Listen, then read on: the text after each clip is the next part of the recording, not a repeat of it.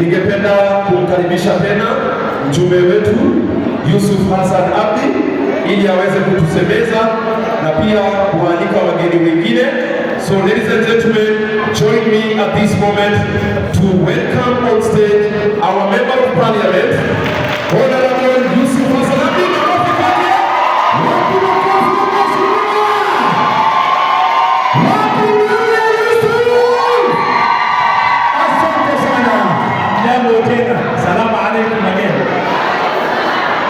Nataka nimwalike mgeni wetu kutoka Umoja wa Mataifa, ofisi ya haki za kibinadamu ambaye yuko hapa Nairobi akiwakilisha Umoja wa Mataifa, anaitwa Difam, aje kuzungumza na nyie juu ya siku hii. Alafu tutamwalika Mheshimiwa Wajir South ambaye ni katibu mkuu wa bunge letu na Bunge la Demokrasia na Haki za Kibinadamu. Alafu tutamalizia haraka ili muweze kuangalia hiyo sinema filamu na tusikilize wanaharakati wakituzungumzia. I acknowledge all the refugees who are with us here today. Hana kosana ya usodo wene ya dadka qaxootiga inala jooga waxaa kaleeto soo dhaweynaya dhammaan dadka kalete meelaha kale nooga yimid soo dhawaada magaaladii iyo dalkiini baad joogtaan walaaladeen Afrikaan baa tihiin marka waxaan jeclahay Lee, if you could come and join us for 1 minute. The microphone is yours now. Tupigie makofi ya Kenya, tukaribishe na makofi ya Kenya. Wapi makofi yake?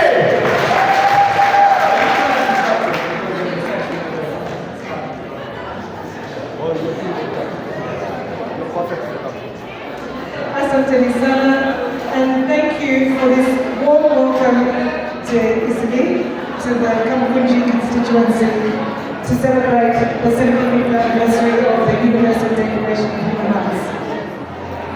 waxaan doonayaa inaan idinku mahadnaqo soo dhaweynta adigu soo dhaweyseen Isli annagoo u dabaaldegayna sanad guradii 75 ee asaaska qawaaniinka ummadaha midoobay ee xuquuqda bini'aadamka.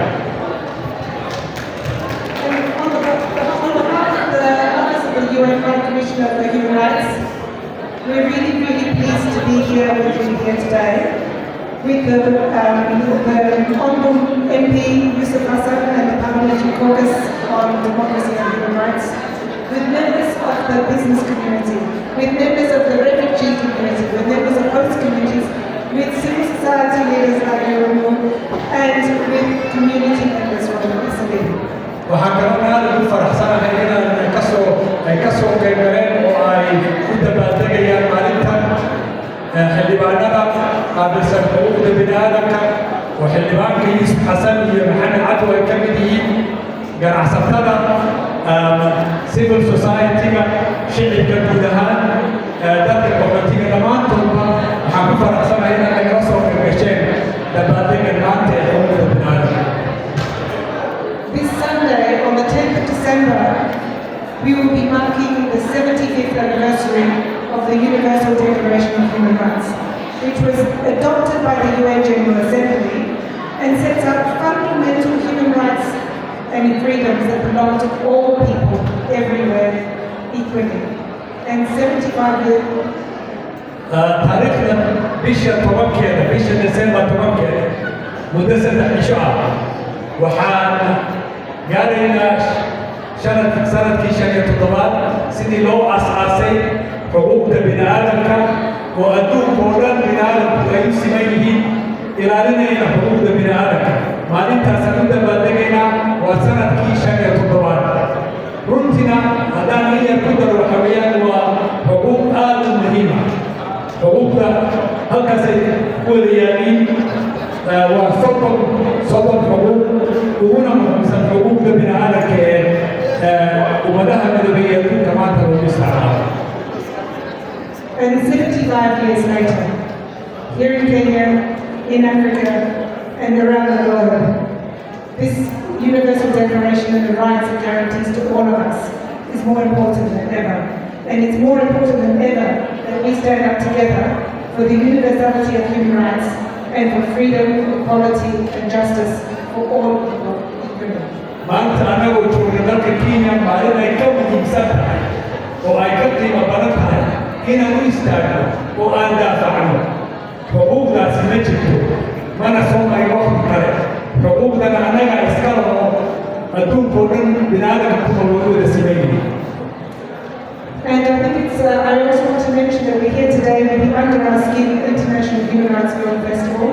They will be screening the film. We have one of the filmmakers here with us, and there will be a panel discussion. And art is a really important way to convey human rights messages and to spark dialogue and debate on social, economic, political and cultural issues. wixii ka dambeeya hadalkana waxaan daawanaynaa filim la yidhaahdo Under the Skin, kooxda Under the Skin. filimka wuxuu ku saabsan yahay xuquuqda bini'aadamka waxaana arki doontaan ka wada hadli doonaa ka doodi doonaa sidii aan u ixtiraami lahayn xuquuqda bini'aadamka sidii aan u xoojin lahayn xuquuqda bini'aadamka una xusi lahayn. So thank you very much. We're really looking forward to the engagement today, to the conversations, and to standing up together with human rights community. ومحسنين والدين مهناك يا إلى المال بروت بعدين أو بنتورو أن بدو محسنين سلام. إني كانوا حتى كانوا بينا إلى سورة والمناطق محمد علو الإمام كان وجير ساوث وعندنا أبتعنا وعندنا كفيفا وحلويات كلها كلها حقوق البناء. Sasa hivi nafurahi kukaribisha ndugu yangu mbunge wa Wajir South ambaye ni mtetezi na mzungumzaji hodari, zamani alikuwa mtangazaji wa Aljazeera. Yeye pia ni katibu mkuu wa kundi la wabunge, kamati ya wabunge inayotetea demokrasia na haki za kibinadamu.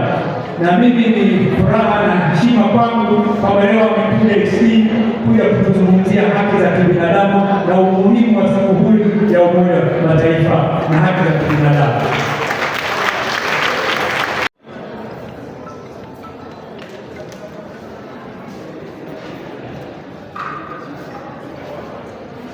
Asante sana, asanteni sana. Assalamu alaikum. Hamjambo wanasli, hamjambo wana Kamukunji. Nina furaha kubwa sana kuwa mbele yenu leo kusherehekea hii siku muhimu ya kuadhimisha miaka 75 tangu haki hizo za kibinadamu zimezinduliwa. Asante sana mbunge wa Kamukunji, rafiki yangu, ndugu yangu Yussuf Hassan ambaye amenialika hapa kwake leo. Mimi pia ni mwenyeji wa Kamukunji asili. Nilipotoka Garissa ambapo nilizaliwa, mahali ya kwanza nilikuja ilikuwa ni Isli. So Isli ni nyumbani kwangu. Pia nataka kuwashukuru Irungu Hoton na Lee Fan ambaye ametoka Umoja wa Mataifa. Irungu ni kutoka Amnesty International, mtetezi, rafiki yangu kwa zaidi ya miaka 25 na ninafurahi kuwa mbele yenu leo. Kwa kweli, let me switch to English, please. It's much more.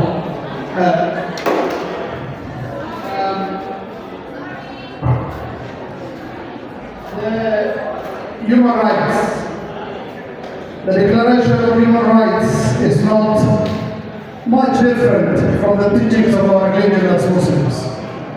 In many ways we agree with those rights, because Islam is a religion of rights. We believe in respect for other people's welfare, other people's rights. Justice reigns supreme within the teachings of Islam. And apart from a few things here and there is very much in agreement with not just our culture, as Somalis, but also our religion as Muslims, which we know a great deal of the people in Sleep believe in. As Honorable Yussuf told you, I am the Secretary General of the Parliamentary Caucus for Human Rights and Democracy. And we really appreciate, when you look at the level of human rights, sometimes it becomes a cause for worry.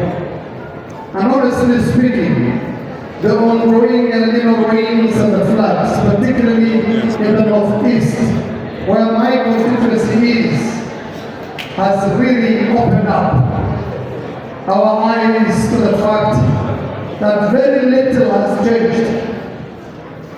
In about a few days, we are going to be celebrating 60 years of independence.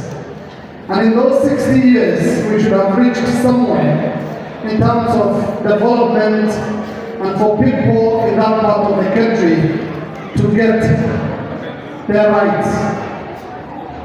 That is not the case though.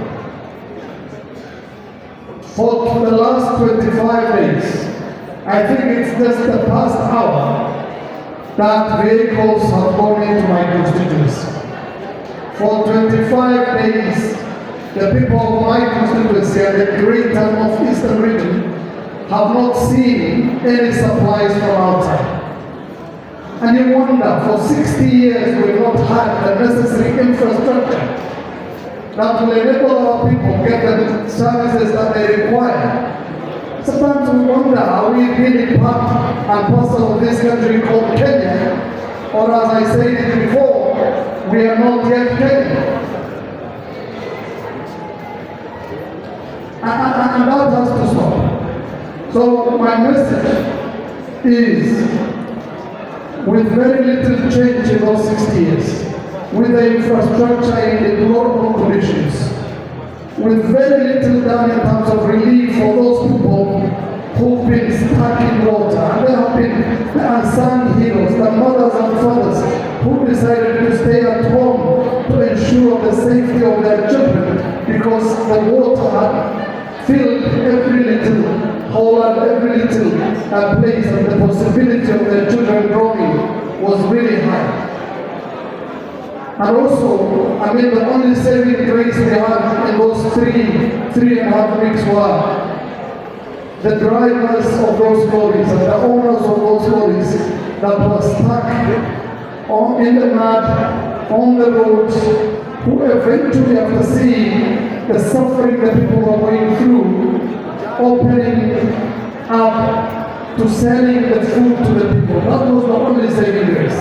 In many parts of Pakistan today, the diet consists of just meat and milk because no supply has come to those places in those 25 days. Is that the Kenya we want?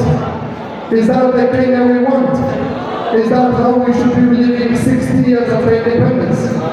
I think those who are in power need to rise up to the fact that it cannot be business as usual. And I will tell the Somali community who are living in the Northeast, if by mid-next year you do not see any movement on the road that will link Garissa to Mandera, if you do not see any sign of contractors on the ground, on any work going on, I think it's time we took matters into our own hands, held fundraisings, and built our own roads. And I will say that to Somalia. I will say that to Somalia. Wala yalehdan sana ohriyata wadakano ututabaldaga maalmaga.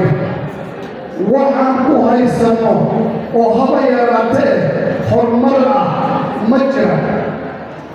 Yaan laynan dhihin evolution baa lacag la siiyey, yaan laynan dhihin lacag baa laydin qoondeeyey boqolkiiba 5 dakhliga waddanka Kenya soo galay ee lacagta la maamula Kenya yay u dhigataa boqolkiiba 5 kaasna waxaa nala wadaago 44 deegaan oo kala oo aanan ahayn 3 degme ee anagu ka imaanay ee Wajir iyo Garis iyo Mandera.